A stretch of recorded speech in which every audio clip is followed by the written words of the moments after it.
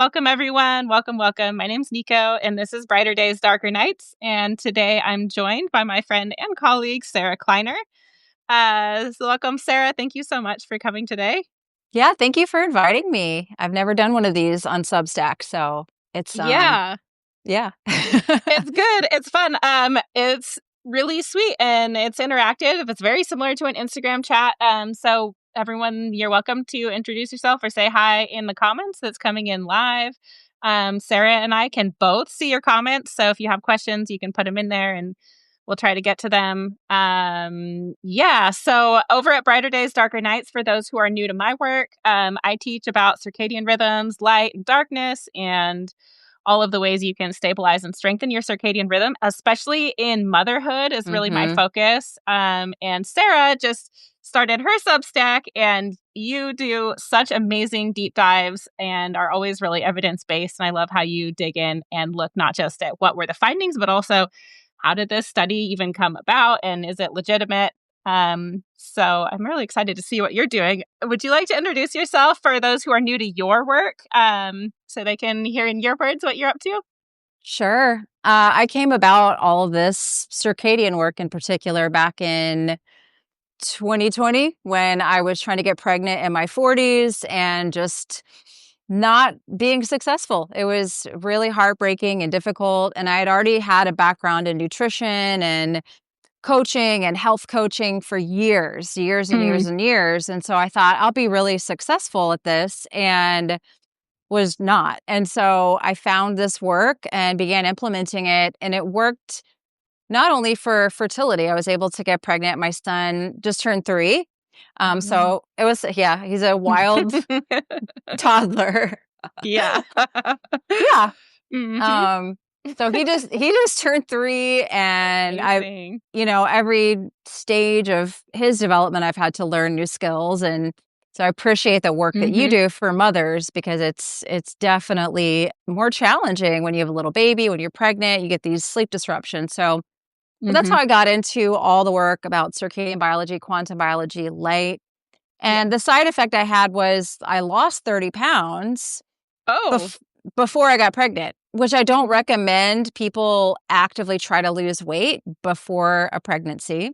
Yeah. But my body had really been holding on to a lot of weight, and there was a lot of hormonal dysfunction as a result of, my poor light environment and disconnection to all these cycles and trying to be on a really strict elimination diet for a really long time. And so once I found this work, I started implementing it with clients, because I was already working with people. Like I said, I was already in nutrition. I was already in health and wellness. I was already in coaching. Yeah. But I was at the same time implementing this stuff with myself. I began to implement it with clients back in 2020, 2021, and I was seeing results across the board. It wasn't just, women that want to get pregnant. That was a very small group of people. But I also was seeing it in men. I was seeing it in women that were in reproductive age, in perimenopausal and menopausal women, because I had a lot of menopausal clients as well that were stuck and that were just not able to sleep, feeling terrible, all the things you hear about in menopause they were dealing with. And so that's when I dug even deeper into this work, because not only was it something that helped me lose weight and get pregnant in my 40s when I was previously unsuccessful on both on both fronts, it was massively helpful to my clients across the board. And so I've really been immersed in this sort of work since 2020, 2021, and really passionate about getting it out to people in digestible, easy to understand ways, approachable ways. So yeah, I do that. You're so forthcoming. Like, even for people who just follow your free content, you get like every single post is something where it's like, whoa, that's so impactful. I can take something away from that. So I really love that about the way that you teach, because it does make it accessible, and it can be kind of a like fire hose of information. Yeah. So yeah, it's really great. What with joining Substack, how was that? Like, what's your strategy here? Like, because you're in so many places, but now you're here, you get to like really write these deep dives, which is so natural to you. Yeah, I have a newsletter that I've been writing and like really working hard on cultivating better writing skills for the last 5 years. And I've been growing that slowly. Yeah. So this just kind of seemed like a natural progression of another place where I could do long form. I'm really tired of Instagram. Yeah. As much as it's been good to me and I've built an amazing community there, I'm so tired of the sound bites and the polarizing rage bait, clickbait, Mhm. and the pressure to deliver information in a way that people can actually understand it. Because some of these things we do need to do a deep dive on. It's not a Mhm. 3-paragraph explanation. We need to go deeper. I need to give you the citations. I need to give you the studies and break those down and explain them Mhm. to you and give you the opportunity to look into it deeper yourself. And that's really hard to do on Instagram. And it's not really Yeah. encouraged either. You're encouraged to be some sort of a circus performer. And I'm just tired. I'm tired of it, you know? Yeah. I'm like, Yeah. I Mhm. want to give quality content Mhm. to people that they can use in their daily Mhm. life. And so this has been, I've only been here, I think, a month, and it's been beautiful so far. I just absolutely love it.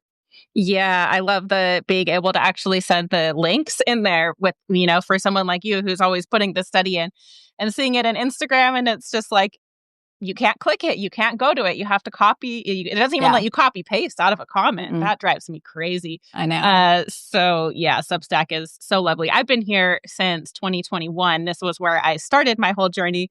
I actually added Instagram after starting on Substack because newsletters are so powerful for Hmm. like just the one-to-one connection. It's like you can share it to everyone, but when they hit reply, it goes to you. And I really enjoy that, the intimacy that's possible with Substack that in Instagram just feels overwhelming because it is such a faster stream. So yeah, I'm really excited to get to follow your work as you grow through. I really appreciated your post about melatonin that Mm. just came out because that's one of the ones that what you said really stuck out to me because I've seen both ends of it of the people Hmm. who pop it like candy and just think it's just, over the counter sleep help. Right. And give it to their kids on a regular basis, which if you look at like studies on children dosing melatonin, like there are times when appropriate for an acute response, but Hmm. like over the long term. And it's such a nuanced topic because then you'll Hmm. also run into people that are hardline. This is a no go. Yeah. It's 100% bad. And so I was wondering when you shared that, like, have you had backlash? Has it how like what's that? You mentioned the polarizing content. So some of it you shared on Instagram and some of it on Hmm. Substack. So how's it been with both places of that message Honestly, going out? nothing but positive here on Substack. Yeah. Instagram, I have comments limited to followers only, so that probably gets rid of a lot of Oh, good. gar- garbage. I know people Mm-hmm. get mad about it. I'm like, there's 223,000 of you guys.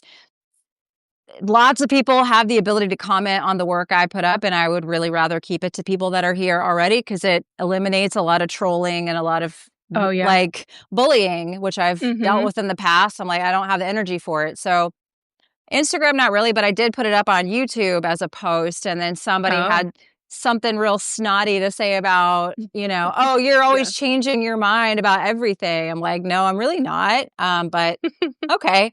Mm-hmm. All right. That Yeah. yeah. And then there was one kind of dogmatic gal that I would give her grace. I know she just probably makes her nervous system feel safe to be very dogmatic the way that she is about things health Mhm. related. I try to give people a little bit of grace because I know she doesn't have ill intention, but she kind of tried to say, well, if you're going to expose people to blue light and give them melatonin, it's going to damage their eyes. And I said, no, that study was done on albino Yeah. rats that have a different Mhm. sleep cycle than we do. It was not done on humans. And there's actually studies that show protective benefits for the eyes with melatonin Mhm. supplementation. Yeah. Again, I am not a proponent of everyone taking melatonin. It's not a sleep fix. If you read the article, I really do dive into all those different nuances. Yeah. But if you want to make those sorts of statements, that's not true. And it's Mhm. something that gets repeated in the circadian and quantum space of these different things. If there's a feedback loop that hasn't been shown in humans, Mhm. hasn't been shown to thin the retina. I said, yeah, blue Yeah. light has been shown to cause retinal damage. Absolutely. Mhm. Those short wavelength light without the balance of red and infrared. Absolutely. But the melatonin, that's not relevant here. Mm-hmm. So that was really the only pushback I got on Instagram. And I already Yeah. knew, just, Yeah. no big Yep. deal. Yeah. Yeah, definitely. I've seen that too with because there's some research where they've been looking at melatonin for augmenting labor because it interacts with Oh. oxytocin. But one of the studies that they did was saying like, oh, it makes babies hypoglycemic. And when you actually go and look through it, like there's tons of other papers that don't have that finding and that particular one. You look at the methods as you do.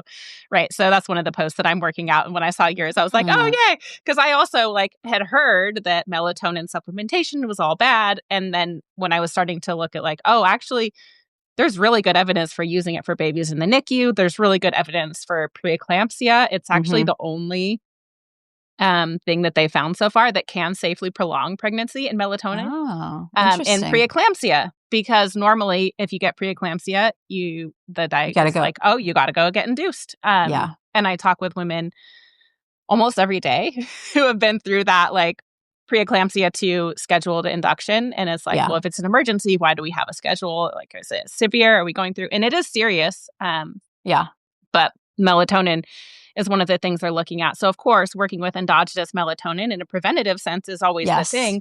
But when you have an acute preeclampsia diagnosis, then I'm Yeah. like, well, maybe at least ask about melatonin in that Yeah. situation. Because, yeah, there's all kinds of really good information there. So, and it's really confusing with the animal It studies and the is. human studies. And like, is this population relevant to me? There's all kinds of, nuance there. Caveats. There's Yeah. caveats and So, nuance. And I mean, I interviewed Dr. Glenn Jeffrey on my podcast about a year ago, and I mhm. absolutely love his work on light and the mitochondria. And oh, got a baby. I've got a baby. Yeah. Hello, baby. Yep. He sometimes makes an appearance. Sometimes mom's the only Aw. one. Aw. He just Sweet. turned, he's about 7 months now. This is my Aw. fifth baby. Wow. Yeah. So we have Yeah. the toddlers and all the way up to the teenager running that spread over here. Amazing. Amazing. Thank you. But anyways, yeah, your podcast is wonderful. I love following along there. And I was so grateful. You invited me on years ago, and it was I know. I need to do one of another one. the first podcast interviews I ever did. Aw. I'm so much more comfortable on camera now and like learning how to do all this stuff. But back then I was like, whoa, am I going to do this? Okay, I'm going to do it. You know, you have to get ready. And I remember my heart pounding. And now I'm like, oh, like it's so much fun because it's such a good way to get information out. So, Yeah, um, it is.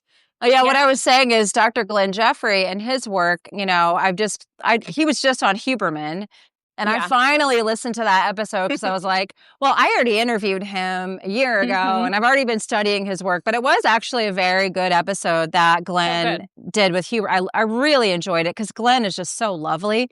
But he Mhm. does a really beautiful job of explaining in some of the research with red light and blue light and blood glucose and mitochondrial function, how some of the animal studies are potentially relevant when you look at humans. And what Mhm. he's also done such a beautiful job of is to replicate. He would find the to be relevant in animals, but then he would replicate it in humans. And so Yeah. that's something, again, when you're looking at studies and information and data to Mhm.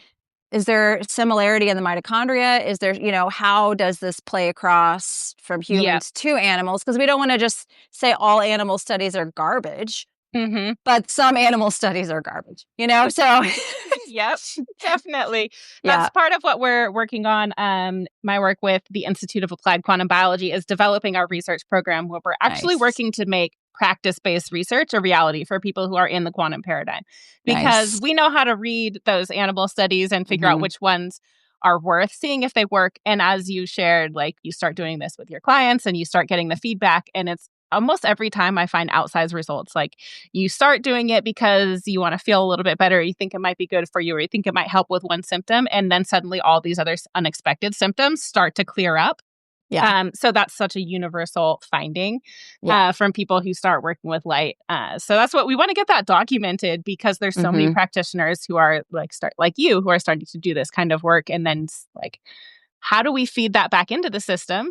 Mm-hmm. so that other people are going to be able to benefit from it even faster.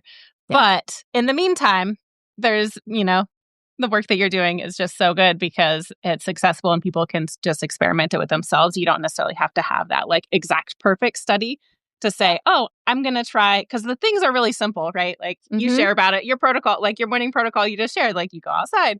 That's a non-negotiable. Yeah. You just do it, and Yep. when there's you have 5 children, I have 2, but mine Yes. are challenging. And Yeah. sometimes there's a child with me, a lot Hmm. of times my toddler is with me now, and Yeah. he Hmm. likes going outside in the mornings. Even when it's cold, I do try to bundle him up, but I mean, he likes it now. So it's something Yeah. you have to just open the door for these sorts Hmm. of changes, say this is what I'm going to do, and life is going to throw all kinds of weird stuff at you sometimes, and you Yeah. figure out a way to make it work, you Hmm. really do. Yeah. So what's his routine like? What's your routine with him? Is he starting to like go to like a preschool kind of thing, or is he home with you all the time, or how's that working these days? I kept him home until last summer, Yeah. and I felt that he just really, really needed to be around other kids, Yeah. because his main role model was my daughter, who is nonverbal autistic. Yeah. And I felt that it was holding him back, and he really just was begging to be around other kids. We were trying to do play groups and things like that, and it wasn't enough. Mhm. So he started a nature school where I love that they have all circadian friendly lighting, Yeah. no processed foods. They Mhm. have like a chef, and it's, they're outside as much as possible. I mean, it's cold right now, Mhm. but they try to go outside. And it's gonna work for now, Yeah. I feel that when he's a bit older, I still think I'm probably gonna homeschool as he gets a bit Mhm. older, Yeah. but and definitely have groups that he goes to and things Mhm. activities that we do, but at this point in the summer, I was like, he really needs more peers with rich language, because I was like, he's like, "Why would I need to talk? I have sister." And I feel like they psychically communicate to each other, like, because she said that they have, and I do feel like they do. And I'm like, Yeah. Yeah. he needs the Uh-huh. peers. So that's been a good Yeah. experience for him, definitely. That's awesome. I know a lot of families that do the nature preschool, and then once it moves out of play base, they bring them back home or Yeah. organize another. Like we've kind of ended up organizing our own homeschool community because I live in a very rural place now, and so yeah, we just kind of self-organize, and it's great. But it's so nice because when they do have that nature, there are starting to be more and more programs, and I always think about that because like people these days, their kids when they're hitting puberty, like it's so difficult for them Yeah. and for their children, and all of the mood things that would just be if if they were getting outside a bit more, a little bit less processed food, a little bit less screen time, like just Yes. little tiny tweaks can make such a big difference in how Yes. they feel, and then how they feel manifests in how they express themselves. Yeah. I Yeah. mean, it's so much that we don't realize that we're doing to our kids in these institutions. Mhm. I really don't think I would be comfortable sending him to, like, a regular school. I say that now, You'll but, see. Mhm. I'm always open to new information, but as of Yeah. before I even got pregnant, I was like, "I'm not gonna go through the typical system," just because I mean, I don't like them on devices, I don't like them under the lights, I want him outdoors, and he's a Mhm. wild boy, he's wild. Yeah. He's gonna be the one where they're like, he's too hyper, he needs to sit. I'm like, "I don't think he's supposed to be sitting." Right? Yeah, he's he's wild, and I'm like, Mhm. "Go, jump, play, like, have fun." Mhm. You need to have that expression. It's not healthy to try Mhm. to make them sit and do all the things that are, even like the girls his age is different. Yeah. So Oh, it is. yeah, Absolutely, and it continues to grow. Like, this yeah, morning, just for an example, like, we were it was breakfast time, everyone was sitting out at breakfast, and then breakfast kind of moves into, like, book time if it's really cold. Usually, we'll just go outside, and then, like, today it was so cold, it was more of, like, a light break and then back inside. But my 7-year-old son was just not having it, and he was causing so many problems with everyone else. It was like he was upset about this, upset about that, trying to control. So finally, I was like, "Hey, son, let's go." And so I took him out on a walk, and then icy puddles, this and that. We could do like some of our language lesson outside. And it was just so smooth. And he had such a good experience as soon as he was out in the light, feeling the cold, getting that. And it melted away all of that bad mood. And then when I came back in, everyone else is just sitting at the table quietly with their books and like everything. Like they were all just like totally peaceful without his influence there.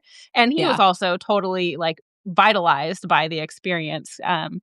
So yeah, I can't imagine if it had been in a classroom, that would have been like detention, timeout, detention, like yes, you need to go in the other room. I don't know what they would have done if someone was acting like and he's not even that bad, but it's just he was not ready for book work at that moment. Yeah, exactly. Yeah. So I feel like this stuff is so important for our kids to be exposed to natural light, outdoors, and not to be locked in a room and expected to follow the same thing as everyone else. I just, so. Yeah. Like, or personalization, just like with health too, like that nuance. Right. So that's where this, new platform Substack is so awesome for giving that ability for long form content. You can do a bit more of a deep dive. There are still those situations where you do need like a fully structured course, which you have many, many courses. I know I discovered you through the leptin world, and so many people come to me through, they like are all talking about leptin, and I'm always like,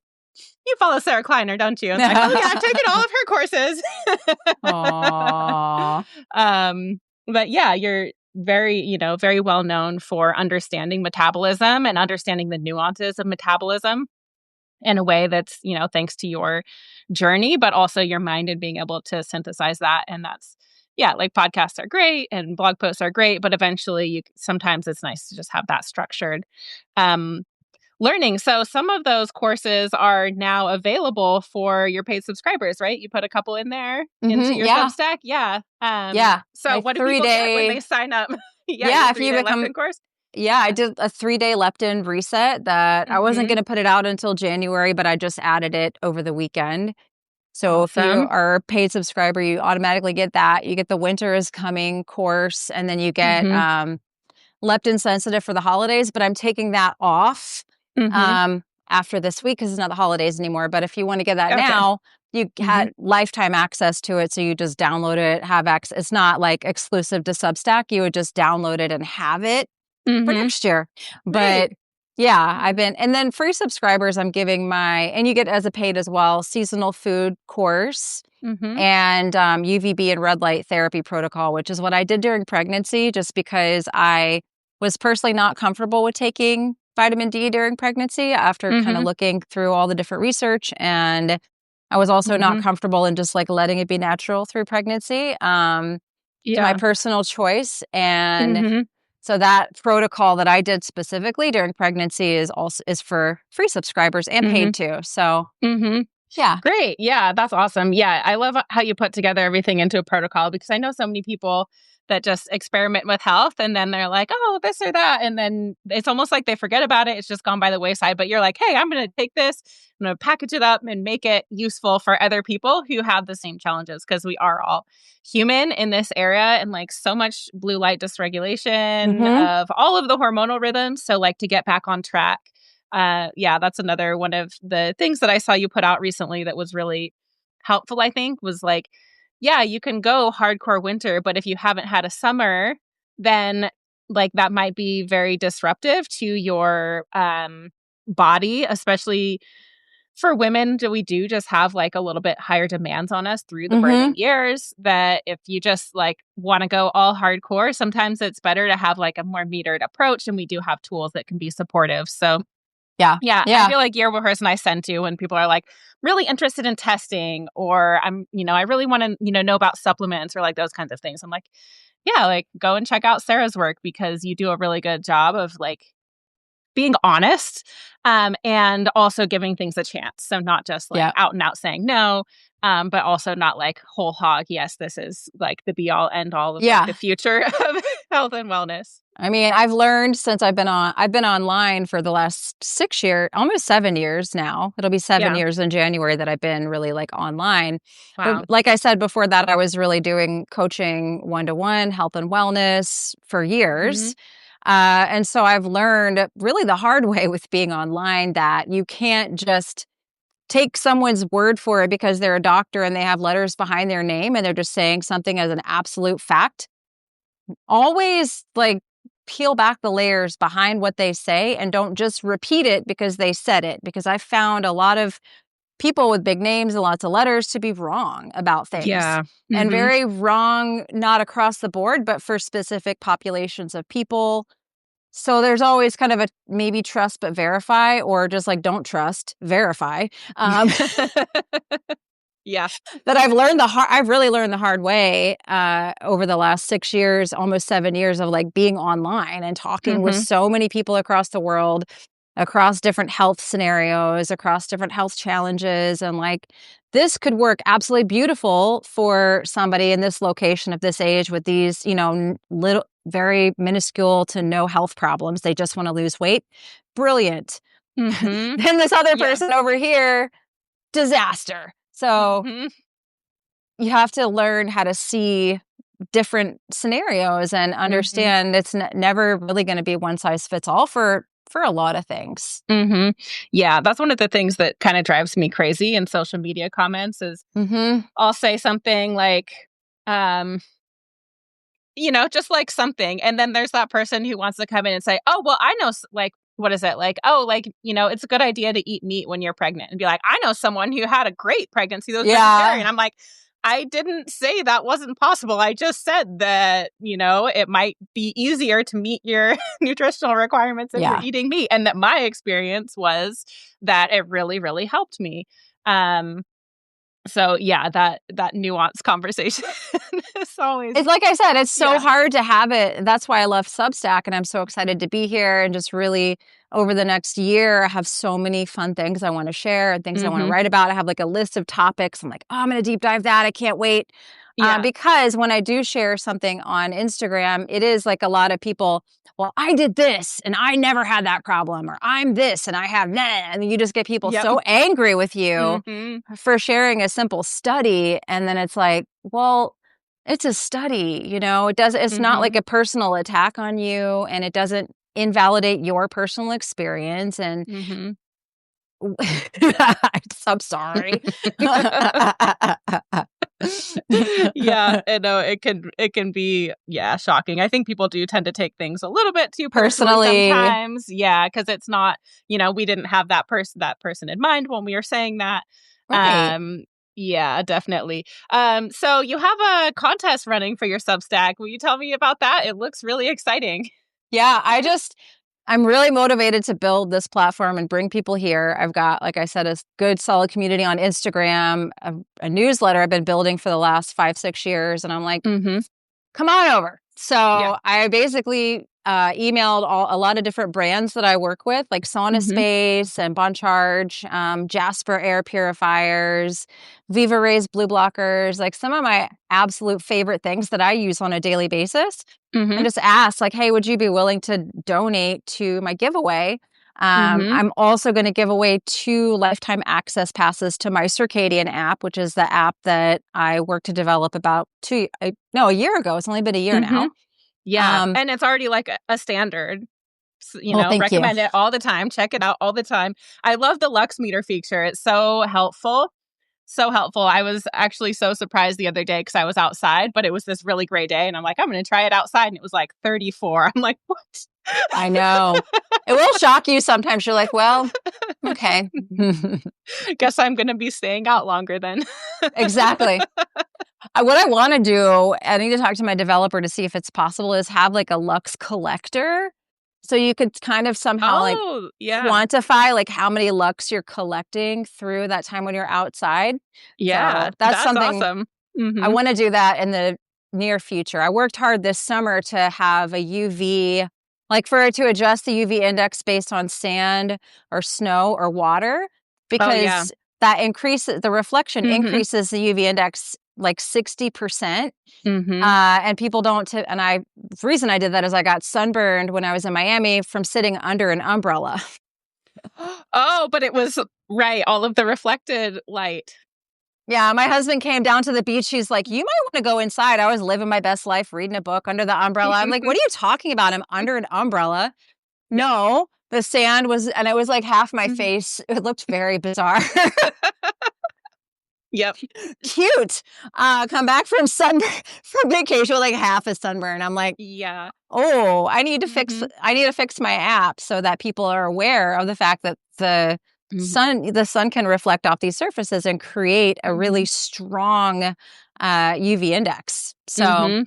Yeah. that was my project over the summer, to fix the app to do that. So now I Mhm. need to do like a lux collector for the cloudy days, so you can Yeah. maybe get a little like notification, like gamify it, like ding, ding, ding, you hit your lux Yeah, that would be requirement.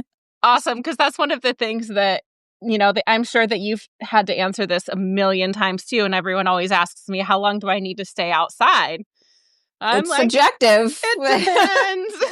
I'm sorry, like, I any amount I'm know. just like, any amount is good. If you feel your pupils constrict, something has happened. You've had a Mhm. physiological response, but to get the full benefits, like, you get more and more, like, up to the point, obviously, there's that saturation point where you're Yeah. getting too much, so, yeah, with moms and babies, they're always so nervous about bringing their babies into the sunlight, so that's Oh, one of the yeah. places where I'm like, "Hey, grab the app, knock it back a skin Fitzpatrick, level or 2 because your baby Mhm. has, like, way less melanin because 'cause they're a little Mhm. baby, and then you have a timer, but you'll know because you're a mom, and that's one of the things I love, like, there's a couple of studies where they were, like, moms tracking their babies outside, Mm. and they're like, "We gave these moms no parameters. We just were like, get more sunlight and see what happens." And none of the babies had any adverse reactions whatsoever, Wow. because they're moms are The just like moms are like, they're "Oh, just so natural. They didn't say, yeah, like, "Get this much time," or, like, "Don't do this," or "Don't," they yeah, just said, like, "Let's see what happens." yeah." And the babies with the best outcomes were getting 2 or more hours per day in Australia. So Wow. and these were, like, European descent families. So Wow. when they're like, sunlight is really powerful and our hedonic sense is really good, Yeah, with it. yeah, However, it is kind of nice sometimes to have a metric or, like you said, to have it gamified or to have, like, a early warning system if you're new to it. I used to use it a lot. Now yeah, sometimes I'm like, don't use it for every session. But in the spring, I usually will track it, like, be much more specific about tracking just because I know the UV is coming and I might not notice because it feels so good. That's yeah. when I'm most likely to get, like, sunburn or, like, dehydrated lips and all that. And you can Mhm. just, like, avoid it by using a tracker. Exactly. It tell you when you've had enough. I mean, I laid Mhm. out we had really warm weather over the last few days, and it's back to cold now, but Mhm. I'd sunbathed the day after Christmas, and it felt glorious. I mean, Mhm. I could have been out there for 4 hours, but I was like, I'm, not gonna Mhm. go it's pretty hard to burn yourself in a UVI of, like, 3, Yeah. but Mhm. It is possible. Question, what's your app? It's called MyCircadian. yeah, MyCircadianApp. You gotta use Mhm. all one word, and it's Okay. mycircadianapp.com, and then you can download it from there. Mhm. And, yeah, it's super, super helpful at helping you understand sunlight and Mhm. when sunrise happens, when UVA, UVB, sunset, Mhm. nightfall, all that stuff, just so you kind of have like, "Oh, time for me to get outside," you Mhm. know? Um, Yeah. yeah. It's really good and really simple and easy to use. I used to always just recommend Dminder, but I Mhm. love that yours also, like, you can track other sunlight that's not just when the UVB is out. Yeah. So yours definitely does more. And then having the lux meter I shared earlier, if you weren't on yet, Shannon, but the lux meter is so awesome because those indoor environments are just so sneaky. It can feel Dim. bright, but it's really Mhm. not. So Yeah. having that those little markers can be Yeah. really helpful. Yeah, yeah, and for my contest, I'm giving away 2 lifetime access passes to the app and a bundle of all my courses, so it's like a $1,400 course package, and all you Mhm. have to do to enter the contest is be a Substack subscriber. That's it. You can boost your entry points. Paid subscribers will automatically get 2 entry points, but you can boost your entry points by sharing my publication. Anytime you send it to somebody else and they end up subscribing, you get an extra point. So, yeah. Awesome. That's really cool. That is a really awesome, very generous of you to organize that and coordinate it. And it's so nice. People always want to know about like what kind of products and, in this, it's so easy to be like, well, you need your sunlight and you need your darkness and you need some time in nature and you need some local foods. But then there's like all of the other things, like how are Real we life. improving? Yeah. How are we improving technology? Because everyone is using artificial light. Sauna is, ancient technology, but, does everyone have the ability to do a wood-fired sauna? No, definitely not. Yeah. So, it's nice to have recommendations for what products are actually useful and stand the test of time. Because, I remember one time my husband bought a whole bunch of red flashlights, was like, all right, this is so great. It's going to be game changer for the whole family. And then like, week 1, 2 of them broke. Oh no. And like within a month they were all toast. There was like one that was actually good. And you're like, this is like so frustrating because, we wanted, not only did we waste the money, but also we didn't get the benefit that we wanted to. So those recommendations from someone who actually uses things, it's really valuable. Yeah, definitely. Yeah. Oh, Melissa says that she uses the lux meter to see if it's dark enough in her room, which is awesome. I haven't ever actually used the lux meter in that way. Oh, I do, because I want to make sure. That makes sense. Yeah. Because you want it to be 10 and below the 3 hours leading up to bed, and then like below a 1 in your sleeping environment. So that's where I use mine to be like, oh, is that red light? I know it's nice and red, but is it too bright? Is it going to wake up my system with too much lux at the wrong time of day? So that's really useful to do. Yeah, that's awesome. Yeah, I know it is. My publication is Brighter Days, Darker Nights, because that's just like the most basic. I'm like, even someone who doesn't subscribe is going to see that. And like, there's like something to think about. It's a little seed of that circadian health of like amplifying the difference between day and night, which we wouldn't have even had to think about just 300 years ago. Right. But even 200 years ago, you start to see circadian health change with regard to sleep. Like 300 years ago before, we saw that first sleep, second sleep, that polyphasic sleep cycle in European countries far from the equator, right? But I love that you were talking about, what to do in this wintertime, because now we have all this artificial light and it makes you want to skip first sleep. And then people are trying to rely on only what used to have been the second sleep without having got the first sleep yet. And it's really destructive. And that's why so many people, I think, have such a hard time with wintertime. Yeah, they're not getting enough sleep. They're not getting it. Yeah. And as a mom, I mean, I talked about this on the podcast I did today, that with my kids still wake up all hours of the night. Typically, I can get them down at, 7, 8 o'clock. If I just go to bed right after they go to bed, I can count on getting that good restorative deep sleep, hitting that, like you said, the first sleep, that first, growth hormone surge, and really like getting more restorative sleep earlier in the night. And then when somebody wakes me up at 1 or 2 o'clock in the morning, I don't freak out. I don't turn on the lights. I'm like, okay, it's fine. We go back to sleep. Sometimes we're up an hour. My son loves to talk in the middle of the night. Oh, really? Yeah. Like, oh, that's cute. But if you haven't been getting, if you like for the families, because I know there are families that are like this, where it's like they think of after that time, they put the kids to bed at 7 or 8, and they think of that time when they should be getting their first sleep, and instead it's their Netflix and chill, phone scrolling, snacking, wine drinking. And I'm not hating on you. I did that with my daughter. So I have 2 distinct experiences. I did that with my daughter. Yeah. Bloated, puffy, irritable, depressed, 30 pounds I could never lose because it was hard. I mean, raising a severely autistic child, you're on go all the time. You finally get the child asleep and you're like, I want to watch my shows. I'm going to snack. I'm going to eat what I want and not be bothered. And then, you go to bed 11 o'clock after snacking and all this stuff. You're still digesting food. You get woken up abruptly at 1 or 2 o'clock in the morning. You absolutely feel like garbage. You do feel like garbage because your body's not hitting repair. body temperature's not dropping. You're Mm-hmm. not making enough melatonin, it's a disaster. Your leptin's not docking to the brain. There's so many things. You're not getting the growth hormone surge. And Yeah. so I've been there. Like I have Mm-hmm. absolutely been there, and I've done it both ways. And this way is, yeah, I don't remember the last time I really watched a Netflix show, and I'm kind of like, I Mm-hmm. don't I don't really care. I'm like, don't feel like I'm missing anything. Mm-hmm. Yeah, I can really feel it because, yeah, I used to always, my schedule was such that my alarm was always going off at like 5 a.m., no matter what time Mhm. of year it was.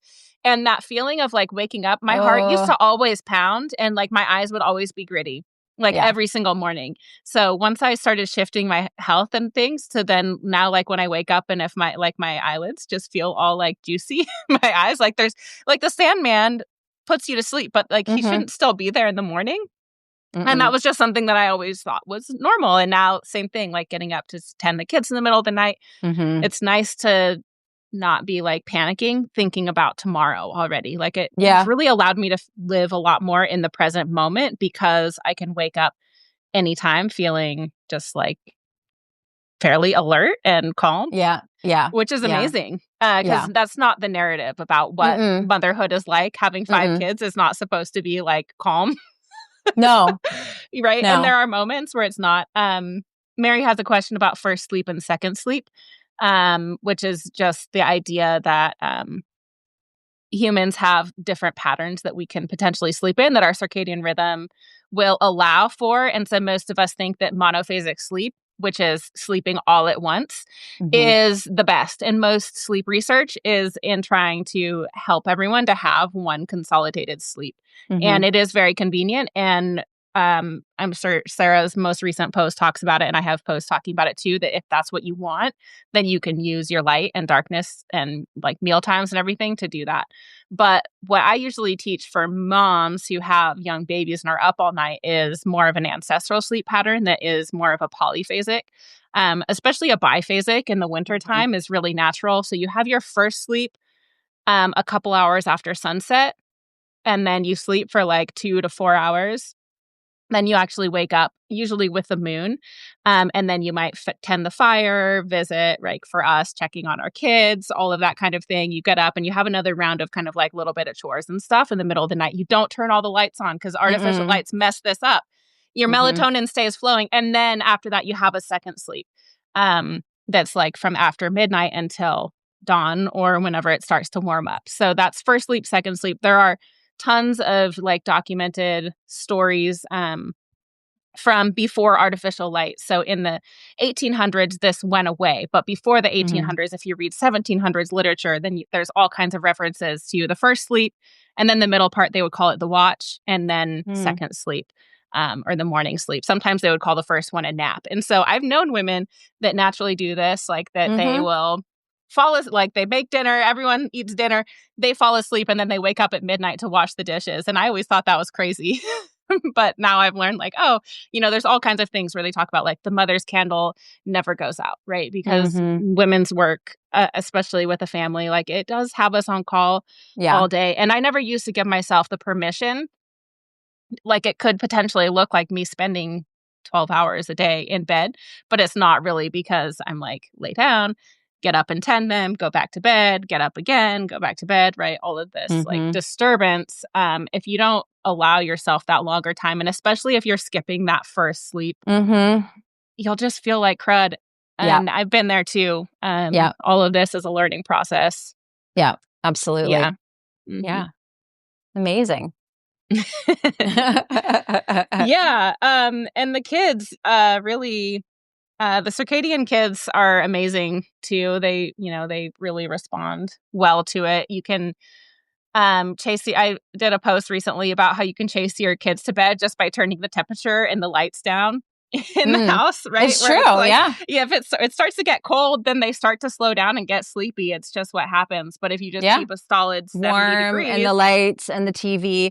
I know, yeah. that's why we're super strict about the screens, and the lighting in the Mhm. house has always been that way because, not always, but Mhm. the last, like, 6 years or so, my house has been very circadian aligned, and my husband goes to bed too because he used to be the one that would stay up and do all the things, and now he's, like, sometimes in bed before I am because Mm-hmm. he doesn't realize he's just kind of been tricked into Mm-hmm. going to bed early like the kids. It's like, yeah. Mm-hmm. So, Yeah. Yeah. We see that in my family too. It's often, yeah, everyone was so charmed the other night. My husband had the, baby he was on earlier, and they were both just like totally passed out. aw, And then they all, they woke up and like had normal bedtime with us and, and went to bed again. But yeah, it's, aw. sleep is a whole thing. There's some cool sleep studies that came out. One of them was just in 2025 that was looking at pre-industrial population, where Mm, they were showing that they had less consolidated sleep. So they're like, their sleep is less efficient. This is bad. They sleep less. This is bad. But all of their circadian health parameters were way good. So it was just kind of like proving that like sleep is one thing, the circadian mm-hmm. rhythm is another thing. A lot of people conflate those two and They think do. that they just want to control the sleep by sleep pressure alone and Mm-hmm. discard all of the circadian cues that aren't how long it's been since you last slept. Right. Right. Yeah. Yeah. Someone Um, once, yeah, I see mhm, that comment about if you, during the wake period, I would personally just use if I wake up in the night, like if and I have to see something, I use like a red bulb that's very, very low lux. mhm, Candlelight, I think, is always going to be preferable. I don't know what you mhm. do, Nico. Yep. I do. Yeah, we have some like red ones that we'll use, and then if it's going to be a long time, I might light a candle, but Mm-hmm. it rarely is. Usually it's just to check on something. Mm-hmm. So it is just so convenient to just be able to like pop on a light and Yeah. not have to find the fire and all of that. But I do have a candle lantern that I really love that has a Mm. glass case around it. Oh, So nice. it's not like as like easy for it to get blown out or like disturbed by the wind. Mm. And then it burns down to a really low level. And so I have like different candles that I use for different situations. I have a certain pillar candle that makes a really bright light that I really like Mm. for dinner time, or like if we're hanging out in the evenings, or like in the morning when I'm getting ready. I like to light the one that makes the bright light. And then I have like little like tea light kind of ones that are just more that for the ambiance. Or sometimes I'll put my amber light with the candle next to each other, because then it's kind of like a little bit of both. I feel like the candle just kind of fills out the spectrum. And Yeah.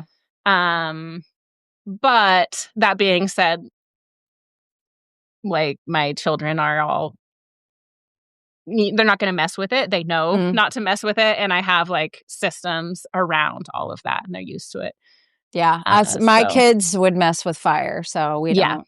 Exactly. I've talked with a lot of families. They're like, I could never. I was talking with a mom and she's like, my son's autistic. I would never leave him alone with a candle, or even Nope. like have the things around Nope. him, because he's Mm-mm. not going to be able to like think through the consequences here. Yeah. And I'm like, yeah, like that's why it's so nice to actually have technology that can Mm-hmm.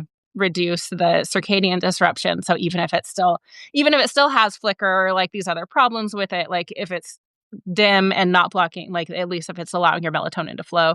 Yeah. And you can see that it is effective. And if you feel it, you can feel if it's effective or not too. Yeah, I've got the Bon Charge has some good red light bulbs that I'll put. Mm-hmm. They have in the bedside lamp, and then I've got this little Bon Charge panel. I'll kind of use it. It's pretty Mm-hmm. dim, but I'll use that as a flashlight if I need to look around. Or Mm-hmm. I've got strategic lights all over the house in case I need to be somewhere and Mm-hmm. see what I'm doing, which is rare. Usually, I can Yeah. keep the lights really low or off Mm-hmm. completely. Yeah. If I get woken up, it's especially if my son's just waking me up to come get me to sleep in his room, there's no need for any lights. Yeah. Mm-hmm. Yeah.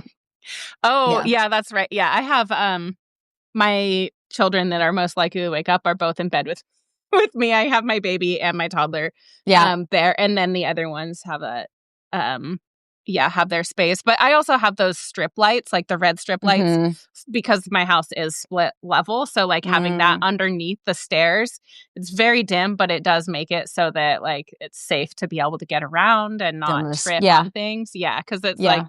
oh, I'm protecting my circadian rhythm, but like slamming my Don't shins fall every down night. the Like, stairs. No. yeah. No. I have some Um, like motion night lights that I mhm. got, and Yeah. they'll flash on red when you're walking close to it that I've got in the Mhm. laundry room.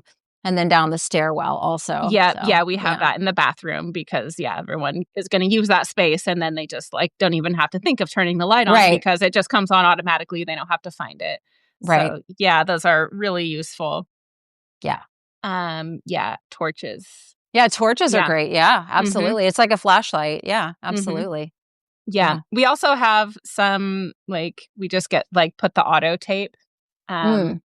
and cover over like headlamps and things because I live Oh, okay. rurally, so we have like we might need to like go out and get firewood. Usually we try to do that and have it all stocked up, but there could be a time when we need to do that or check on something. The animals freaking out and there's something happening outside. So we'll like use the white light if we have to, but we might try and check and make sure it's actually an emergency before we would use like the normal flashlight. That was what we would have used anytime. Yeah.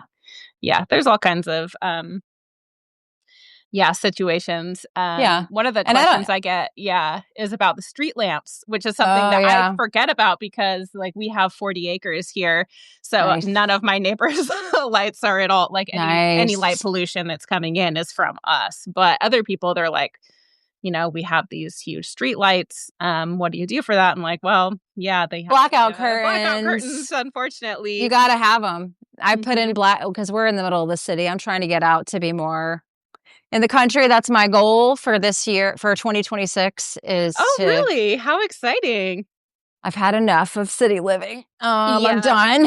So I'm trying to I'm putting it out there that it will happen soon. Oh, I'm sure that it will. That was beautiful. I'm hoping so. But, before we even moved in here, I put blackout curtains up in all the bedrooms. That was before we would even had our first night here. Everyone's got blackout curtains because the light pollution is very bad in the city. I mean, in our old house before this one, we had a neighbor and they didn't know they were doing it. And I would call them and be like, hey, your floodlight is on, because it would go and bounce into my bathroom mirror and bounce into the bedroom. So it was really bad. And so it's just living in the city, you have to use blackout curtains. And I still sleep with an eye mask also because I'm kind of used to it at this point. But yeah. The Dark Sky organization has a home lighting certification for keeping the light inside of your own property, which I think is just such a nice thing. Like, please that to the neighbor. But if you wanted to, you could go through the Dark Sky website and find the home lighting certification, and it's a self-report thing, and you just take care of the steps, and then you can print off a little certificate from the website that you have done your part to protect. Eliminate. Protect the night sky because I was in town. I hardly ever go to town, but I was in town after dark recently, and I was so surprised because I couldn't see the stars at all. No, you can't. And I'm so used to being able to look up and see like, oh, there's Orion overhead, and like here's the North Star. Oh, watch the Dipper, all those things. And I was in town, and I couldn't see any of that, even though it's a fairly small town. And then I was, it's just such a big deal. And you can correlate it, when you see like the amount of artificial light pollution, with stress response. Even like I did a huge deep dive on anemia in my Substack last year, and there's like sleep, health, and anemia are highly correlated. So like this artificial light is actually indirectly like making people dump their iron stores. Because we're supposed to reabsorb like over 90%, but it has to happen at night. It has to happen while we're sleeping, and we recapture the majority of the iron in our body. Like over 90% of the iron we use every day comes from our recycled stores if autophagy is going well. So there's all kinds of things, as we were saying, like you end up having all kinds of other benefits that you don't necessarily target directly just by improving your sleep. Yeah, exactly. It's I could go on and on like all day of all the issues that I thought were just chronic, lifelong issues I was going to have to deal with. And I added in this work, and then, so I don't actually have IBS and chronic bloating. Like, wow, cool. I'm not clinically depressed. This is amazing. It's pretty wild how that can happen. And I'm not saying that people don't actually have those conditions, but for me, It was a matter of layering in these things and changing my lifestyle, my diet, Mm-hmm. that massively improved my health where medications never could. So Mm-hmm. it's yeah. I think I'm Yeah. getting messages about, speaking of children, one of them might be entering the home in a moment. Okay, perfect. Yeah, well, we have just about used our hour here. So thank you so much for coming on to chat. It's so amazing hearing your story and all the things that you've overcome and the way that you handle it all with such grace and generosity is truly an inspiration. I'm grateful for you being a part of the community and Thank you. very excited about your Substack. Everyone should go and sign up and learn from Sarah, enter the contest, win. Maybe someone here might win a really great prize. Yay. And if not, just the value that Sarah puts in is worth it entirely. So thank you so Thank much. you. Thank you, Nikko. I appreciate you. And I send all of my prenatal, pregnant new moms to you because you have the best information and a really beautiful way of delivering it. So I really appreciate you and all the work that you do as well. So Oh, thank you, thank Sarah. you. Yeah. Appreciate it. Yeah. All right. Take care. We'll see you again soon. Absolutely. Bye. Bye. Thanks, everyone, for coming. It was so nice for you all to be here and share. I will get this sent out to everyone. Thank you. Bye.